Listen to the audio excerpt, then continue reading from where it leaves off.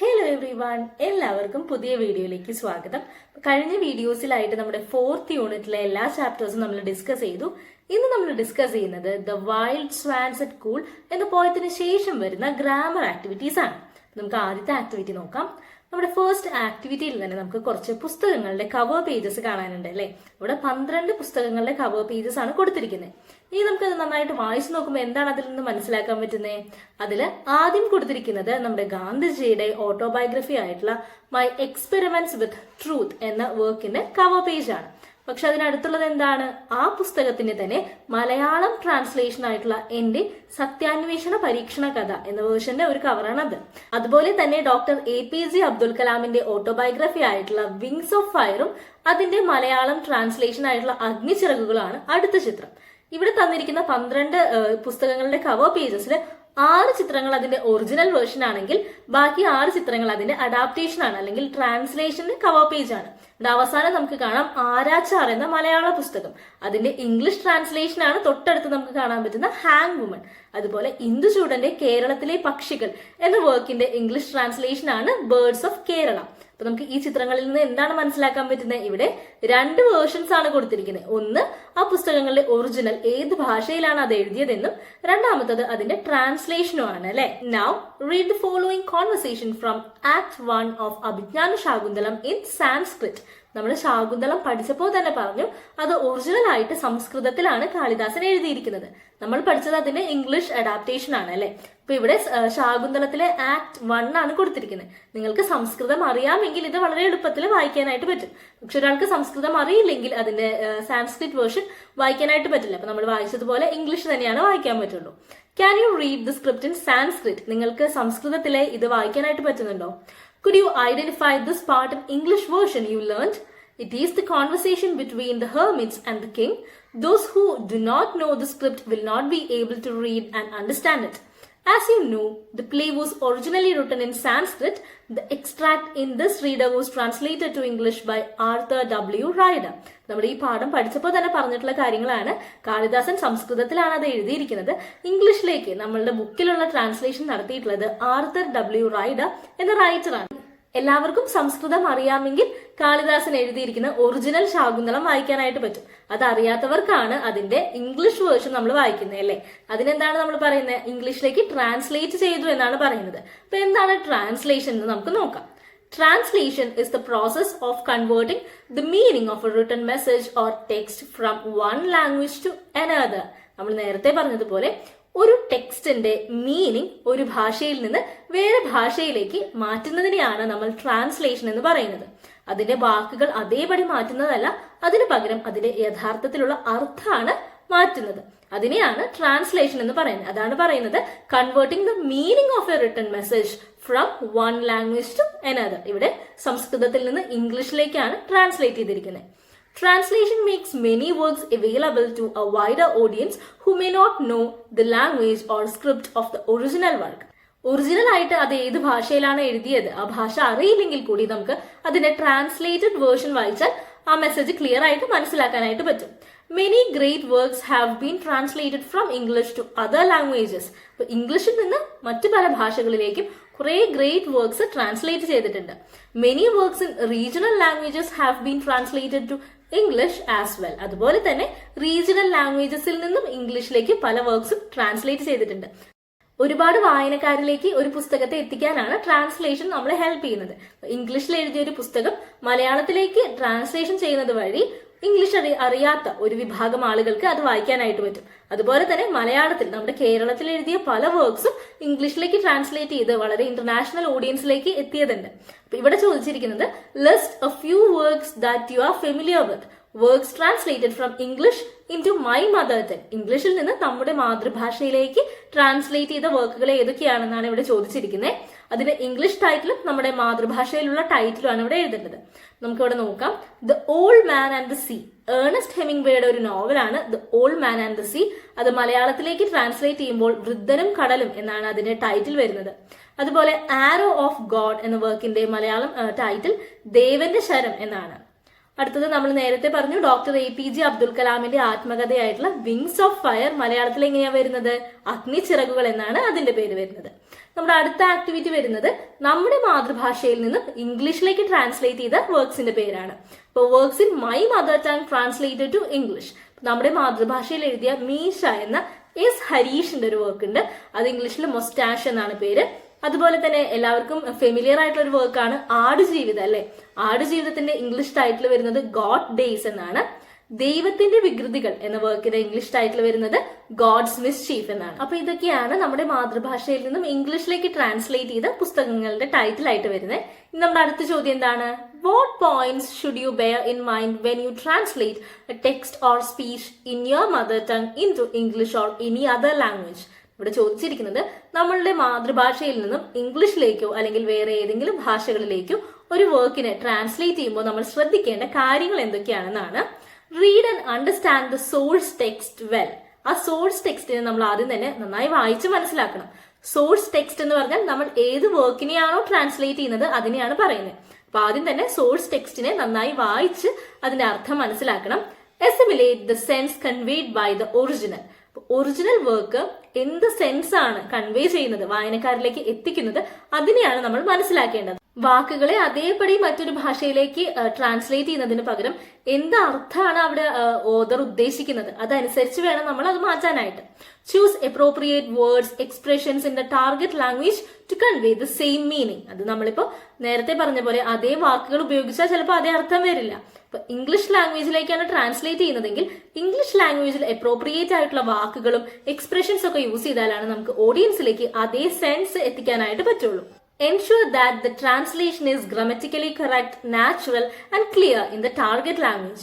അതുപോലെ തന്നെ നമ്മൾ ട്രാൻസ്ലേറ്റ് ചെയ്ത ഇംഗ്ലീഷിലേക്ക് അല്ലെങ്കിൽ വേറെ ഏതെങ്കിലും ഭാഷയിലെ ഗ്രാമർ റൂൾസ് നമ്മൾ കറക്റ്റ് ആയിട്ട് ഫോളോ ചെയ്യണം. നാച്ചുറൽ ഫ്ലോയിൽ ആ ഭാഷയിൽ അതുപോലെ തന്നെ പറയണം.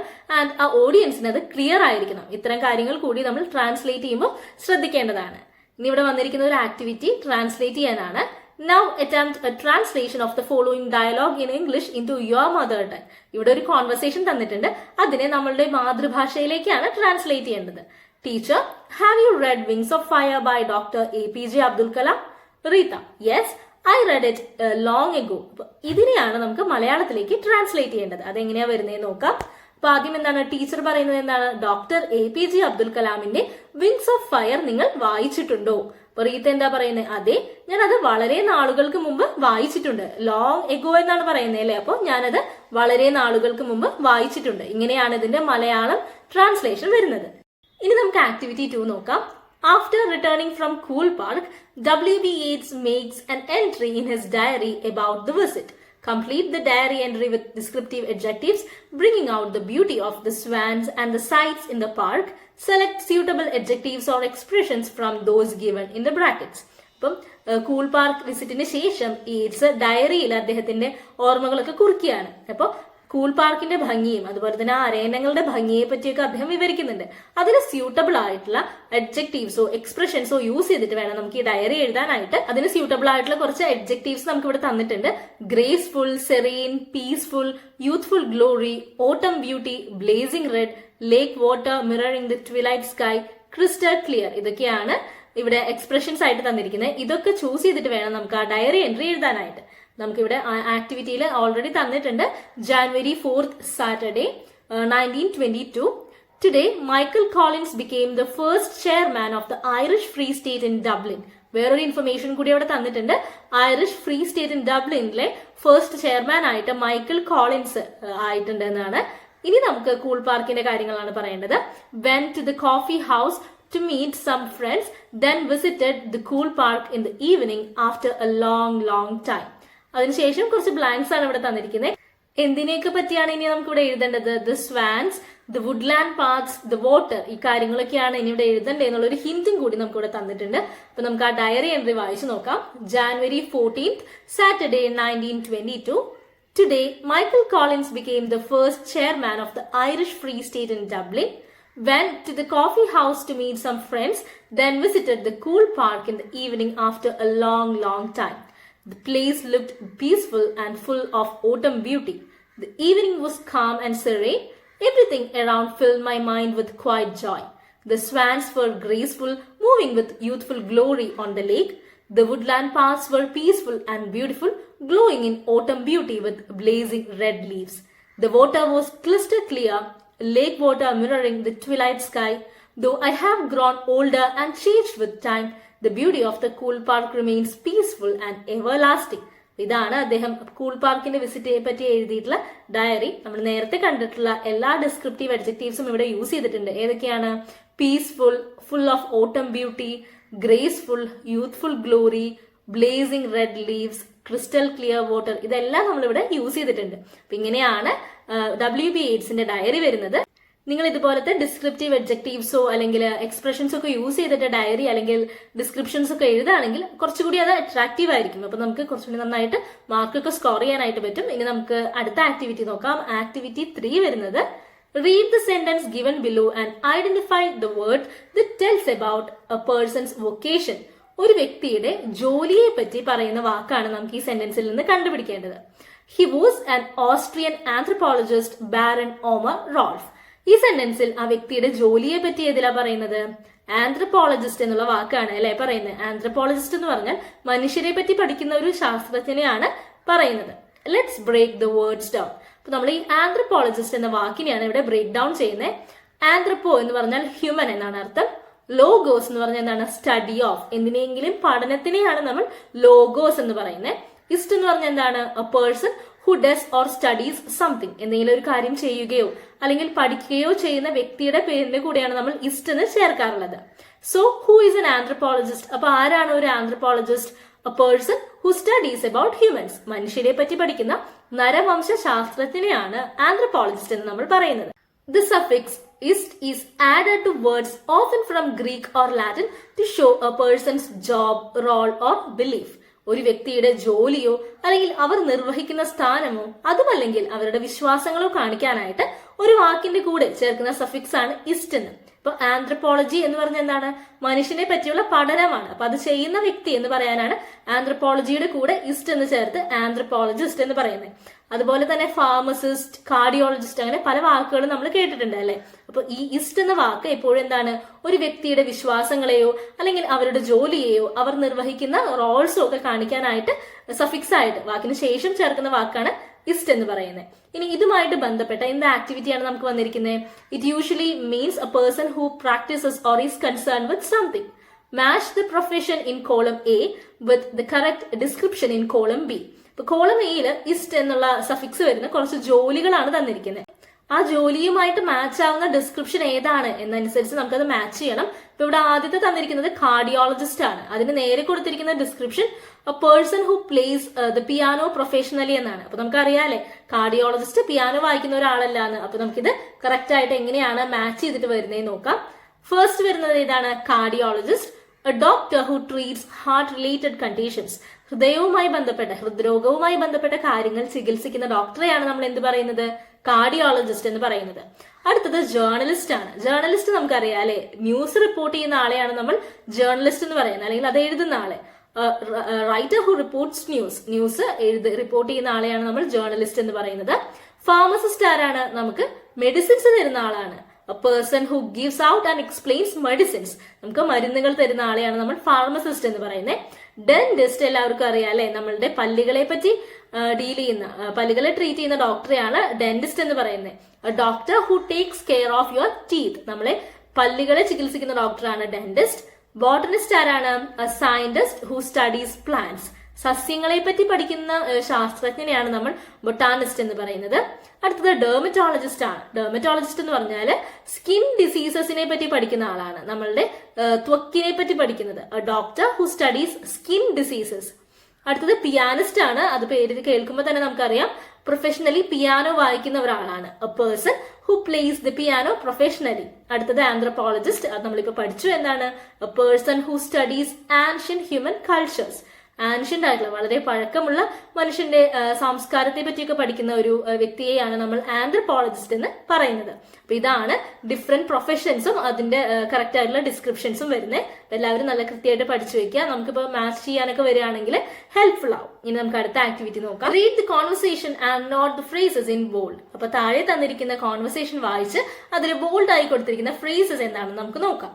King: Well, I will see her. She shall see my devotion and report it to the sage.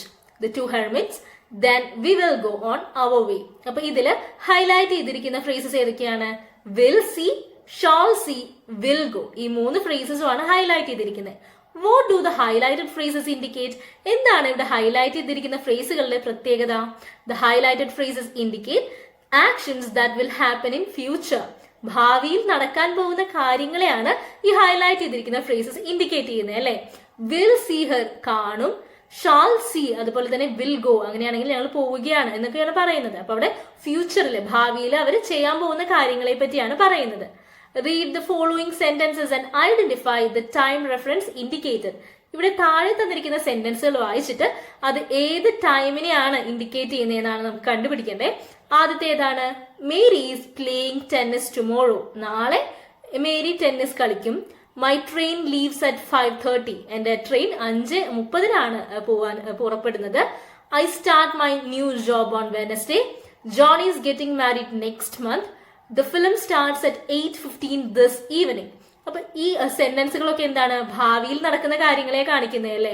Do the sentences talk about the present or the future? They talk about the future. ഭാവിയെ പറ്റിയാണ് ഇവിടെ തന്നിരിക്കുന്ന എല്ലാ സെന്റൻസുകളും പറയുന്നത്.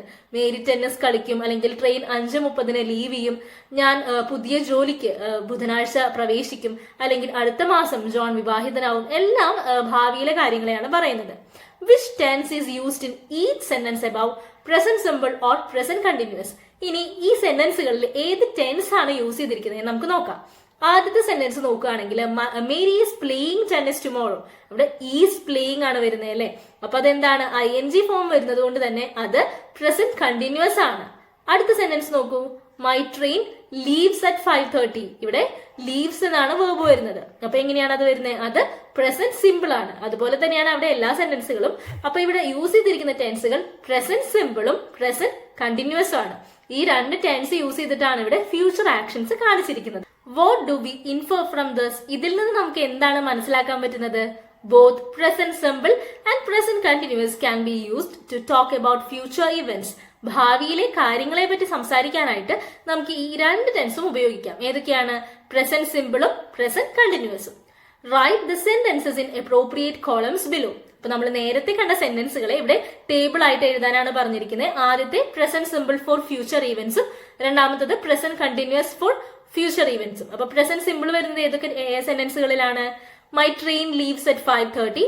I start my new job on Wednesday. The film starts at 8:15 this evening. ഇതൊക്കെയാണ് present simple ടെൻസിലുള്ള sentence. അടുത്തത് present continuous വരികയാണെങ്കിൽ എങ്ങനെയാണ്? ING ഫോം ആണ് അല്ലെ വരിക. അപ്പൊ Mary is playing tennis tomorrow, John is getting married next month. ഈ 2 സെന്റൻസുകളാണ് present continuous ടെൻസിൽ വരുന്നത്. Read the following sentences carefully and arrange the sentences into 2 categories. ഇതുപോലെ തന്നെ വീണ്ടും നമുക്ക് കുറച്ച് സെന്റൻസുകൾ ഇവിടെ തന്നിട്ടുണ്ട്. അതിനെ നമുക്ക് 2 കാറ്റഗറീസ് ആയിട്ട് തിരിക്കണം. ഏതൊക്കെയാണ് 2 കാറ്റഗറീസ്? ഫിക്സഡ് ഷെഡ്യൂൾസും ഫ്യൂച്ചർ ഈവന്റ്സ് ആൻഡ് അറേഞ്ച്മെന്റ്സും. അതൊക്കെയാണ് ഈ 2 കാറ്റഗറീസ് ആയിട്ട് വരുന്നത്. നമുക്ക് ആദ്യം സെന്റൻസുകൾ വായിക്കാം. ആദ്യത്തെ സെന്റൻസ് ഏതാണ്? The train leaves at 6:45 AM.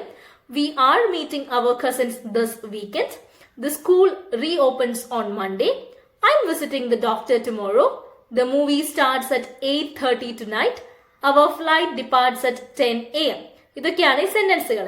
ഇനി ഇതിൽ ഫിക്സഡ് ഷെഡ്യൂൾസ് ഏതാണ്, ഫ്യൂച്ചർ ഈവന്റ്സ് ആൻഡ് അറേഞ്ച്മെന്റ്സ് ഏതാണെന്ന് നമുക്ക് മനസ്സിലാക്കണം. അപ്പൊ ഇവിടെ ഫിക്സഡ് ഷെഡ്യൂൾസിൽ വരുന്ന സെന്റൻസുകൾ നോക്കാം. The school reopens on Monday.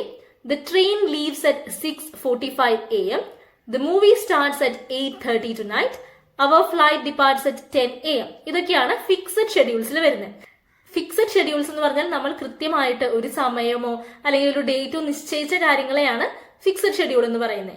മറിച്ച് ഫ്യൂച്ചർ ഇവന്റ്സ് ആൻഡ് അറേഞ്ച്മെന്റ്സ് ആണെങ്കിൽ ഒരു കാര്യം പ്ലാൻ ചെയ്തിട്ടുണ്ട്, പക്ഷെ കൃത്യസമയമൊന്നും നമ്മൾ അതിന് നിശ്ചയിച്ചിട്ടില്ല. അതിനെയാണ് നമ്മൾ ഫ്യൂച്ചർ ഇവന്റ്സ് ആൻഡ് അറേഞ്ച്മെന്റ്സ് എന്ന കോളത്തിൽ ആഡ് ചെയ്തിരിക്കുന്നത്.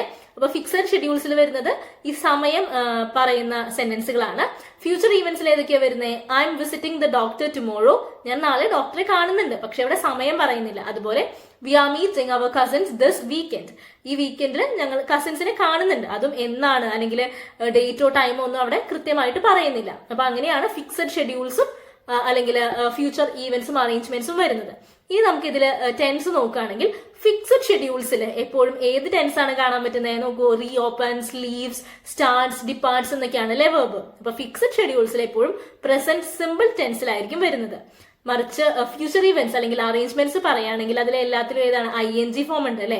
അപ്പൊ അത് പ്രസന്റ് കണ്ടിന്യൂസ് ടെൻസ് ആണ്. അപ്പൊ ഇതിൽ നിന്ന് നമുക്ക് മനസ്സിലാക്കാൻ പറ്റുന്ന കാര്യം ഇതാണ്, നമ്മൾ ഫിക്സഡ് ഷെഡ്യൂൾസ് ഭാവിയിൽ ഓൾറെഡി തീരുമാനിച്ച് ഫിക്സഡ് ആയിട്ടുള്ള ഷെഡ്യൂൾസ് ആണെങ്കിൽ അത് എപ്പോഴും ഏത് ടെൻസിലാണ് പറയുന്നത്, സിമ്പിൾ പ്രസന്റ് ടെൻസിലാണ്. മറിച്ച് ഫ്യൂച്ചറിൽ ഒരു പ്ലാൻ ഉണ്ട്, ഒരു ഇവന്റ് നമ്മൾ പ്ലാൻ ചെയ്തിട്ടുണ്ട് എങ്കിൽ അത് പ്രസന്റ് കണ്ടിന്യൂസ് ടെൻസിലാണ് പറയുന്നത്. അപ്പൊ ഇത് വെച്ചിട്ടാണ് ഇനി നമുക്ക് അടുത്ത ആക്ടിവിറ്റി ചെയ്യാനുള്ളത്. അടുത്ത ആക്ടിവിറ്റി എന്താണെന്ന് നോക്കാം.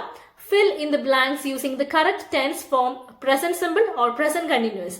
നമ്മൾ നേരത്തെ പഠിച്ചതുപോലെ ഏത് ടെൻസ് ആണ് അവിടെ വരുന്നത്, ഫിക്സഡ് ഷെഡ്യൂൾ ആണെങ്കിൽ സിമ്പിൾ പ്രസന്റും അല്ലെങ്കിൽ ഫ്യൂച്ചർ അറേഞ്ച്മെന്റ്സ് ആണെങ്കിൽ പ്രസന്റ് കണ്ടിന്യൂസും വരണം. ആ രീതിയിലാണ് നമുക്കത് ചെയ്യേണ്ടത്. ഫസ്റ്റ് വരുന്നത് ദി ഷിപ്പ് ഡാഷ് ടുമോറോ. നാളെ ഷിപ്പ് എന്താണ്, പോകുന്നാണ് പറയുന്നത് അല്ലെ. അവിടെ സെയിൽ, SALE സെയിൽ അല്ല വരേണ്ടത്, SAIL ആണ് കേട്ടോ. അപ്പൊ അവിടെ ടുമോറോ പോവും എന്ന് പറയുന്നുണ്ട്, പക്ഷെ അവിടെ കൃത്യമായിട്ടൊരു സമയം പറയുന്നില്ല അല്ലെ. അപ്പൊ അവിടെ പ്രസന്റ് കണ്ടിന്യൂസ് ആണ് വരേണ്ടത്. The ship is sailing tomorrow. അടുത്തത് the science fair begins at 9 AM on Friday. ഇവിടെ കറക്റ്റ് ആയിട്ട് ടൈമും ഡേറ്റും പറയുന്നുണ്ട്. അപ്പൊ അതൊരു ഫിക്സഡ് ഷെഡ്യൂൾ ആണ്. അതുകൊണ്ട് തന്നെ അവിടെ ബിഗിൻ എന്നുള്ളത് സിമ്പിൾ പ്രസന്റില് ബിഗീൻസ് എന്നാക്കി. The science fair begins at 9 AM on Friday. അങ്ങനെയാണ് വരേണ്ടത്. അടുത്തത് I'm dash to the park this evening. ഇന്ന് വൈകിട്ട് ഞാൻ പാർക്കിലേക്ക് പോകുമെന്ന് പറയുന്നു. അവിടെ ഫിക്സഡ് ഷെഡ്യൂൾ അല്ല, അതൊരു ഫ്യൂച്ചർ അറേഞ്ച്മെന്റ് ആണ് അല്ലെ. അപ്പൊ അവിടെ പ്രസന്റ് കണ്ടിന്യൂസ് ടെൻസ് ആണ് വരേണ്ടത്. I am going to the park this evening.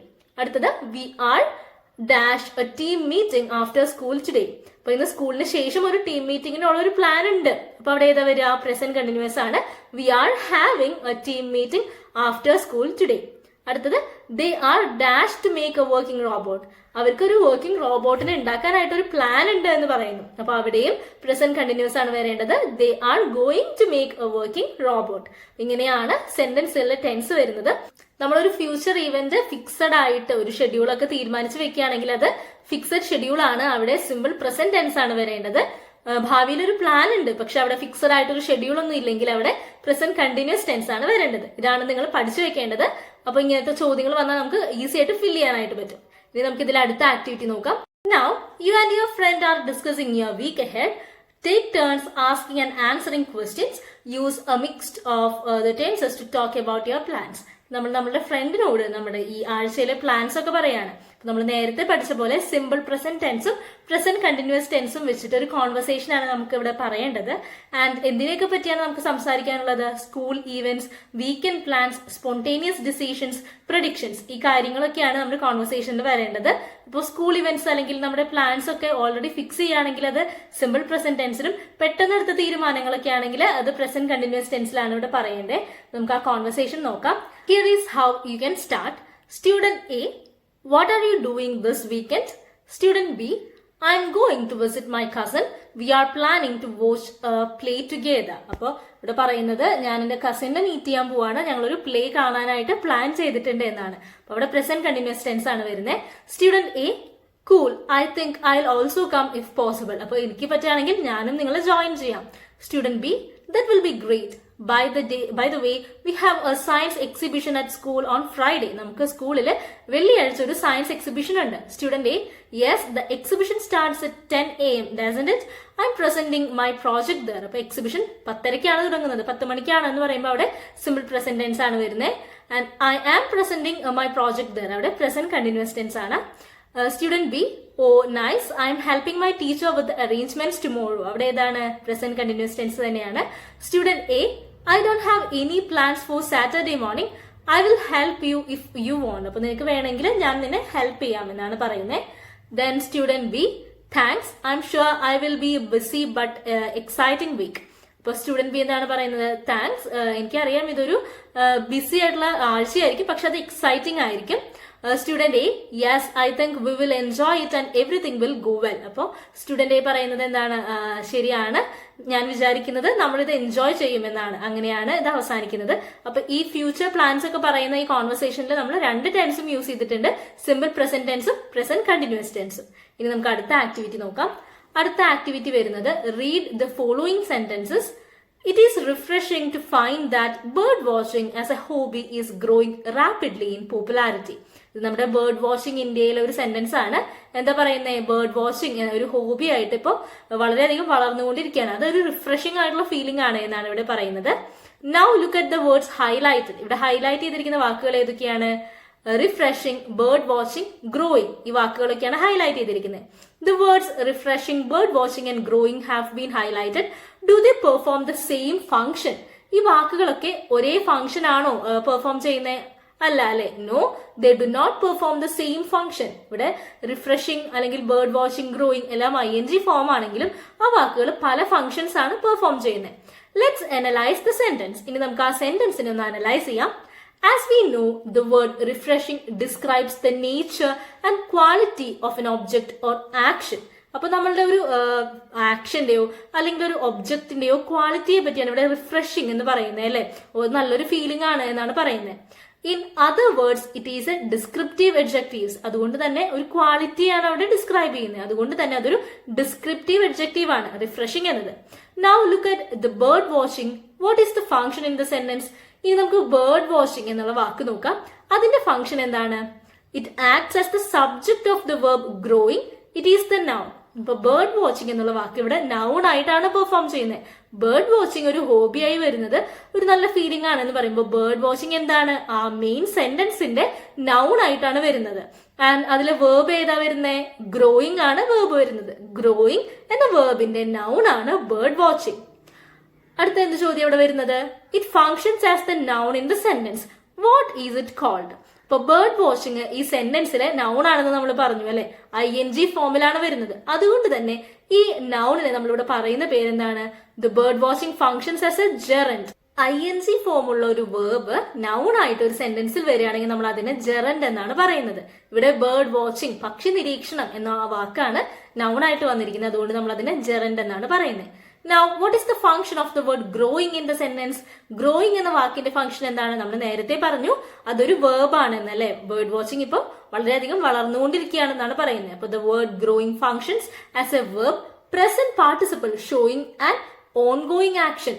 നടന്നുകൊണ്ടിരിക്കുന്ന ഒരു കാര്യത്തെയാണ് ഇവിടെ ഗ്രോയിങ്, വളർന്നുകൊണ്ടിരിക്കുക എന്ന് കാണിക്കുന്നത്. അതുകൊണ്ട് തന്നെ ഗ്രോയിങ് എന്താണ്? അതൊരു വേർബ് ആയിട്ടാണ് ഈ സെന്റൻസിൽ വർക്ക് ചെയ്യുന്നത്. Now read the conversation below and complete the table. നമുക്ക് ഇവിടെ ഒരു കോൺവെർസേഷൻ തന്നിട്ടുണ്ട്. അത് വായിച്ചിട്ട് അതിനുശേഷം തന്നിരിക്കുന്ന ടേബിൾ ആണ് കംപ്ലീറ്റ് ചെയ്യേണ്ടത്. ആ ടേബിളിൽ 3 കോളംസ് നമുക്ക് കാണാം. ഡിസ്ക്രിപ്റ്റീവ് എഡ്ജക്റ്റീവ്സും ജെറന്റും പ്രസന്റ് പാർട്ടിസിപ്പിളും ആണ് തന്നിരിക്കുന്നത്. അപ്പൊ നമുക്ക് ഈ സെന്റൻസ് വായിച്ചിട്ട് അതിൽ ഓരോ കോളത്തിലും സ്യൂട്ടബിൾ ആയിട്ടുള്ള വേർഡ്സ് എഴുതാം. സെന്റൻസ് എങ്ങനെയാ വരുന്നത്? Reporter: Sir, for many years you have been exploring the habits and habitats of birds. Has your experience been thrilling all the time? Ali: Though full of adventures, ornithology as a profession or hobby is one of the most peaceful pursuits you see. Reporter: That's interesting. Explaining some events may help my understanding. Ali: Sure. I have frequently found myself in disturbing situations. Walking through the forest is dangerous. Once a wild elephant suddenly came upon our group at close quarters. Oh, that must have been an unnerving experience. In another instance, Omar and I were stalking a narrow animal trail in search of the broad-tailed grass warbler. At a turning, I saw the head of a tusker. When I gave a warning to him, Omar turned and fled as if he would never stop running. അപ്പൊ ഇങ്ങനെയാണ് നമ്മുടെ conversation വരുന്നത്. ഇനി ഈ കോൺവെർസേഷനിൽ ഏതൊക്കെയാണ് descriptive എഡ്ജക്റ്റീവ്സ് ആയിട്ട് വരുന്ന വാക്കുകൾ എന്ന് നമുക്ക് നോക്കാം. ഏതൊക്കെയാണ്? Thrilling, disturbing, unnerving. ഇതൊക്കെ ഡിസ്ക്രിപ്റ്റീവ് എഡ്ജക്റ്റീവ്സ് ആണ്. നമ്മൾ നേരത്തെ പറഞ്ഞു ഒരു ഫീലിംഗോ അല്ലെങ്കിൽ എന്തെങ്കിലും ഒരു കാര്യത്തിന്റെ ക്വാളിറ്റിയെ പറ്റി ഡിസ്ക്രൈബ് ചെയ്യുന്ന വാക്കുകളാണ് ഡിസ്ക്രിപ്റ്റീവ് എഡ്ജക്റ്റീവ്സ്. അതുകൊണ്ട് തന്നെ ത്രില്ലിംഗ് ആയിട്ടുള്ള എക്സ്പീരിയൻസ് അല്ലെങ്കിൽ ഡിസ്റ്റർബിംഗ് സിറ്റുവേഷൻ, അൺനർവിംഗ് എക്സ്പീരിയൻസ്, ഇതൊക്കെ എന്താണ്? ആ സിറ്റുവേഷനെ പറ്റിയാണ് അവിടെ പറയുന്നത് അല്ലെ. അതുകൊണ്ട് ഈ വാക്കുകളൊക്കെയാണ് ഡിസ്ക്രിപ്റ്റീവ് എഡ്ജക്റ്റീവ്സിൽ വരുന്നത്. അടുത്തത് ജെറൻസ് ആണ്. ജെറൻസ് എന്താണ്? ING ഫോം നൗണിൽ ഉപയോഗിക്കുന്നതിനെയാണ് നമ്മൾ ജെറന്റ് എന്ന് പറയുന്നത്. ഇവിടെ വായിച്ചിരിക്കുന്ന കോൺവെർസേഷനിൽ ഏതൊക്കെയാണ് ജെറന്റ് ആയിട്ട് വരുന്നത്? Understanding, walking, turning, warning, running, ഇതൊക്കെയാണ് ജെറൻഡ് ആയിട്ട് വരുന്നത്. Next is present participle.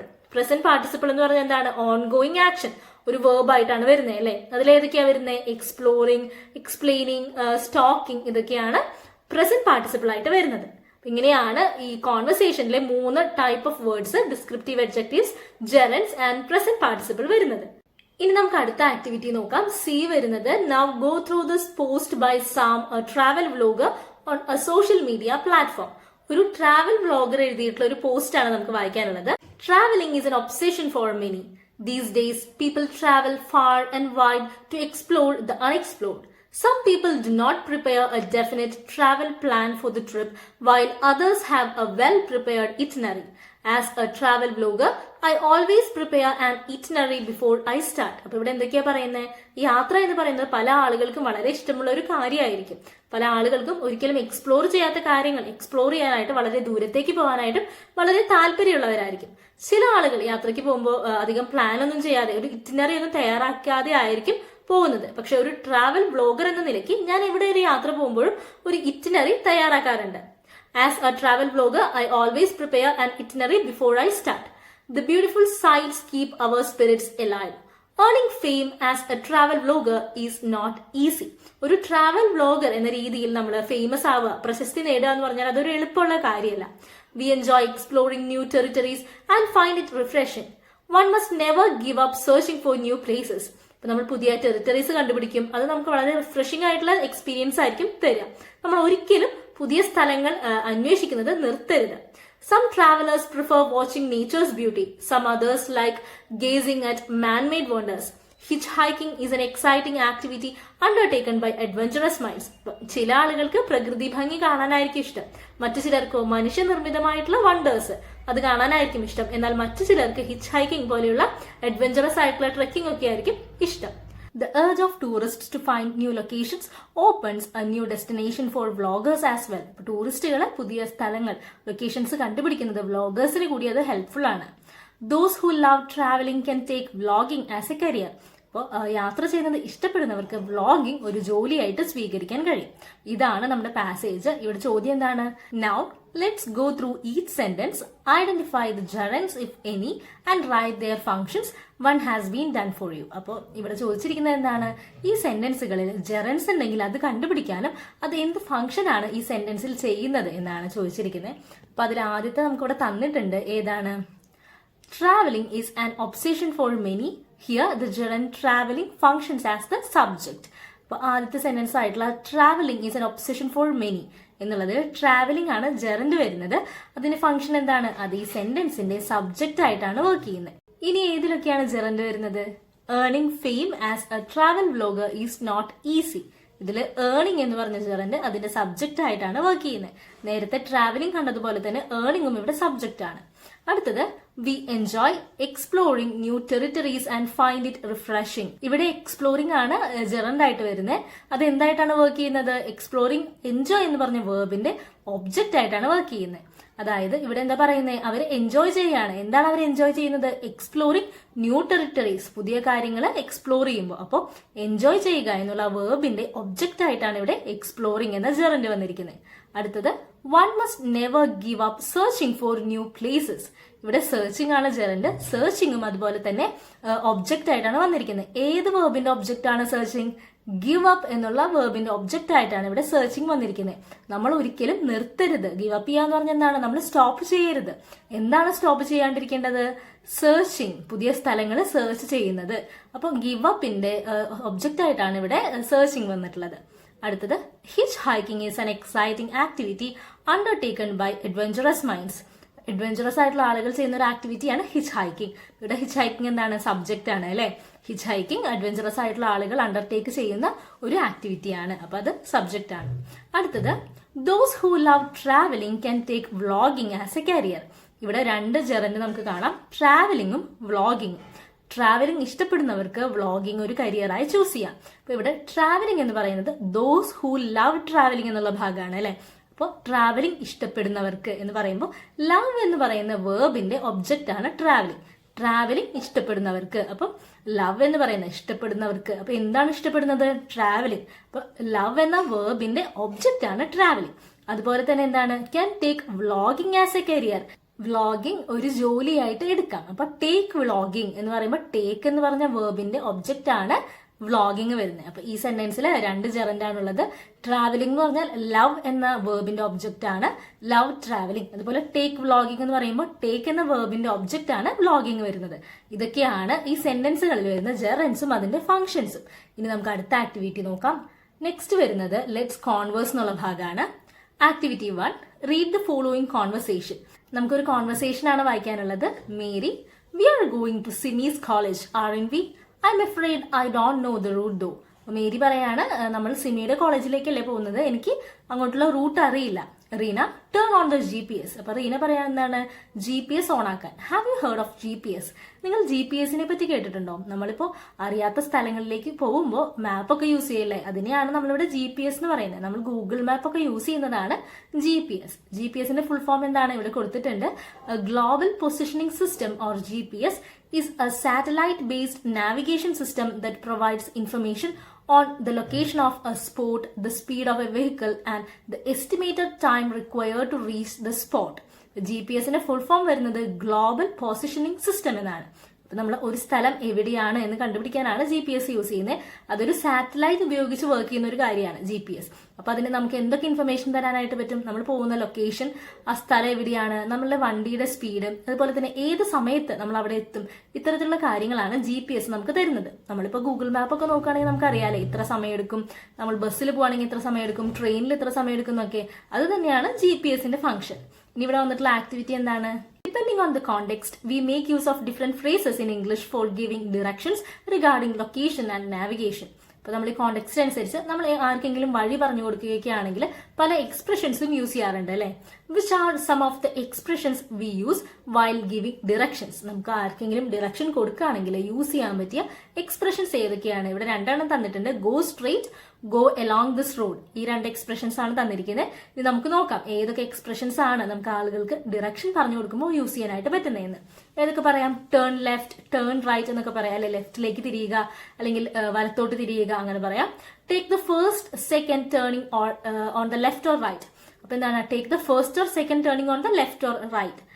വലതുവശത്തോ ഇടതുവശത്തേക്കുള്ള ആദ്യത്തെ ടേണിംഗ് എടുക്കാന്ന് പറയാം. പിന്നെ എന്തൊക്കെയാ? Cross the road, go past the school or bank. ആ സ്കൂളിൽ കടന്നു പോകുക അല്ലെങ്കിൽ ആ ബാങ്ക് കടന്നു പോകുക എന്ന് പറയാം.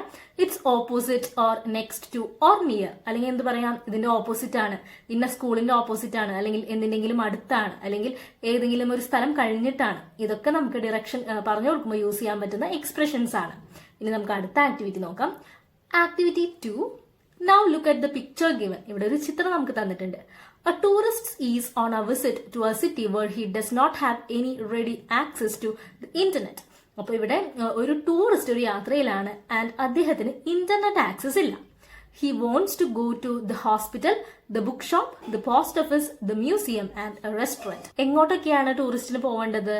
Hospital, book shop, post office, museum, restaurant. ഈ സ്ഥലങ്ങളിലേക്കാണ് ടൂറിസ്റ്റിന് പോവേണ്ടത്. After his meal in the restaurant, he plans to catch the bus to the airport. അപ്പോൾ റെസ്റ്റോറന്റിൽ ഭക്ഷണം കഴിച്ചതിന് ശേഷം എയർപോർട്ടിലേക്ക് ബസ് കയറാനാണ് ടൂറിസ്റ്റ് നിൽക്കുന്നത്. He meats A local resident who gives him directions. അപ്പോൾ ഒരു ലോക്കൽ റെസിഡന്റിന്, ആ സ്ഥലത്തുള്ള ഒരാളെ ടൂറിസ്റ്റ് കാണുകയാണ്. Complete the conversation with the help of the picture given. അപ്പൊ ഇവിടെ താഴെ നമുക്ക് ഇവിടെ ഒരു പിക്ചർ തന്നിട്ടുണ്ട് അല്ലെ, ഒരു മാപ്പ് പോലെ. അത് വെച്ച് നമുക്ക് ആ കോൺവെർസേഷൻ കംപ്ലീറ്റ് ചെയ്യണം. ഇപ്പൊ ഈ പിക്ചറിൽ നമുക്ക് എന്തൊക്കെ കാണാം? ഹോസ്പിറ്റൽ ഉണ്ട്, തിയേറ്റർ ഉണ്ട്, പോസ്റ്റ് ഓഫീസ് ഉണ്ട്, ലൈബ്രറി ഉണ്ട്, അതുപോലെ തന്നെ ഒരു ജംഗ്ഷൻ നമുക്ക് കാണാം, സിഗ്നൽ കാണാം. പിന്നെ എന്തൊക്കെയാണ്? Museum, factory, Italian restaurant, cafe, bus station, super market, book shop, ഇതൊക്കെ നമുക്ക് കാണാം. ഇത് വെച്ചിട്ടാണ് നമുക്ക് ഇനി ഈ കോൺവെർസേഷൻ കംപ്ലീറ്റ് ചെയ്യേണ്ടത്. Conversation between the tourist and the local resident. ഇപ്പൊ ടൂറിസ്റ്റ് ആദ്യം എന്താ ചോദിക്കുന്നത്? Excuse me, could you please help me to find the nearest hospital. അടുത്തുള്ള ഹോസ്പിറ്റൽ കണ്ടുപിടിക്കാനായിട്ട് എന്നെ ഹെൽപ്പ് ചെയ്യാമോ എന്നാണ് ടൂറിസ്റ്റ് ചോദിക്കുന്നത്. ഇപ്പൊ റെസിഡന്റ് എങ്ങനെയാ പറയുന്നത് നോക്കാം. Go straight ahead and take the first turning on the left, the hospital is near the round about. അപ്പൊ എന്താ പറയുന്നത്, നേരെ പോയിട്ട് ഫസ്റ്റ് ലെഫ്റ്റിലേക്കുള്ള വഴി തിരഞ്ഞെടുക്കുക. ഹോസ്പിറ്റൽ ആ റൗണ്ട് അബൌട്ടിനടുത്താണ്, അതായത് ആ ജംഗ്ഷൻ അടുത്താണ് hospital. Tourist okay, how can I go to the book shop? ഇനി എനിക്ക് ബുക്ക് ഷോപ്പിലേക്ക് എങ്ങനെയാ പോകാൻ പറ്റുക? Go back to the roundabout and take the road on the right. വീണ്ടും നമ്മൾ ആ ജംഗ്ഷനിൽ എത്തിയിട്ട് റൈറ്റിലേക്കുള്ള വഴി എടുക്കാം. The book shop is next to the super market near the bus station. അപ്പൊ ബുക്ക് ഷോപ്പ് സൂപ്പർ മാർക്കറ്റിന്റെ അടുത്ത് ആ ബസ് സ്റ്റേഷന് നിയറസ്റ്റ് ആയിട്ടുള്ള ഒരു സ്ഥലമാണ്. അപ്പൊ ആ വഴിയാണ് റെസിഡന്റ് പറഞ്ഞു കൊടുക്കുന്നത്. ഇനി അടുത്തത് ഏതാണ്? അടുത്തതിൽ ടൂറിസ്റ്റിന്റെ സ്പേസ് നമുക്ക് ബ്ലാങ്ക് ആയിട്ടാണ് കൊടുത്തിരിക്കുന്നത്. റെസിഡന്റിന്റെ റെസ്പോൺസ് വെച്ചിട്ടാണ് നമുക്ക് ആ ചോദ്യം എഴുതേണ്ടത്. റെസിഡന്റ് എന്താ പറയുന്നത്? The post office is close by, just turn left from there and you will find it next to the library. അപ്പൊ ഇവിടെ പോസ്റ്റ് ഓഫീസിന്റെ വഴിയാണ് റെസിഡന്റ് പറഞ്ഞു കൊടുക്കുന്നത്. അപ്പൊ ടൂറിസ്റ്റ് എന്ത് ചോദ്യമായിരിക്കും ചോദിച്ചിട്ടുണ്ടാവുക? How can I reach the post office? എങ്ങനെയാണ് എനിക്ക് പോസ്റ്റ് ഓഫീസിൽ എത്താൻ പറ്റുക എന്നാണ് ടൂറിസ്റ്റ് ചോദിച്ച ചോദ്യം. അടുത്തത് വരുന്നത് എന്താണ്? Tourist is it? Then I will go to the post office first. I need to visit the museum too. Is it somewhere nearby? അപ്പൊ അദ്ദേഹം പറയാണ്, ഞാൻ ആദ്യം പോസ്റ്റ് ഓഫീസിലേക്ക് പോവാം, എനിക്ക് മ്യൂസിയം കൂടി കാണണം, അത് അടുത്താണോ എന്ന്. റെസിഡന്റ് അപ്പൊ എന്താ പറയുന്നത്? Yes, from the post office go straight ahead and turn right at the traffic light. The museum is near the factory. അപ്പോൾ റെസിഡന്റ് നമുക്ക് ആ ചിത്രം വെച്ച് പറയാം എന്തൊക്കെയാണ്. From the post office go straight, post ഓഫീസിൽ നിന്ന് നേരെ പോവാം. And turn right at the traffic light, traffic light എത്തുമ്പോൾ നമ്മൾ റൈറ്റിലേക്ക് തിരിയാം. The museum is near the factory, museum ഫാക്ടറിയുടെ അടുത്താണ്. Tourist that's great, can I find a restaurant anywhere near the museum? മ്യൂസിയത്തിന്റെ അടുത്ത് എനിക്ക് ഏതെങ്കിലും റെസ്റ്റോറന്റ് കണ്ടെത്താൻ പറ്റുമോ? Resident yes, there is an Italian restaurant near the cafe not far from the museum. അപ്പം resident പറയാണ് അവിടെ ഒരു ഇറ്റാലിയൻ റെസ്റ്റോറന്റ് ഉണ്ട്, അത് മ്യൂസിയത്തിൽ നിന്ന് അധികം അകലെയല്ല. Tourist how can I go to the bus station from there? അപ്പൊ റെസിഡന്റ് എന്താ പറയുന്നത്? The bus station is near the book shop opposite the super market. Bus സ്റ്റേഷന്റെ സ്ഥലം കൂടി റെസിഡന്റ് പറഞ്ഞു കൊടുക്കുകയാണ്. ഇതൊക്കെ നമ്മൾ ഈ ചിത്രം നോക്കിയിട്ടാണ് കംപ്ലീറ്റ് ചെയ്തത്. അതുപോലെ തന്നെ നമ്മൾ കുറച്ച് എക്സ്പ്രഷൻസ് നേരത്തെ കണ്ടു അല്ലേ? Go straight, turn left, turn right, near to, next to, opposite to എന്നൊക്കെ. അപ്പൊ ഈ എക്സ്പ്രഷൻസും പിന്നെ നമ്മൾക്ക് ഈ തന്നിരിക്കുന്ന ചിത്രവും നോക്കിയിട്ടാണ് നമ്മൾ ഇത് കംപ്ലീറ്റ് ചെയ്തത്. അപ്പൊ നമ്മുടെ ഈ ആക്ടിവിറ്റി കൂടി കഴിയാണ്. ഇതോട് കൂടിയിട്ട് നമ്മുടെ 4th യൂണിറ്റ് കംപ്ലീറ്റ് ആയിട്ട് കഴിയാണ്. അടുത്ത യൂണിറ്റ് നമുക്ക് നെക്സ്റ്റ് വീഡിയോയിൽ ഡിസ്കസ് ചെയ്യാം. ഈ യൂണിറ്റിനെ പറ്റിയുള്ള നിങ്ങളുടെ അഭിപ്രായങ്ങൾ കമന്റ് ചെയ്യാനായിട്ട് മറക്കരുത്. അടുത്ത വീഡിയോയിൽ കാണുന്നവരെ ബൈ.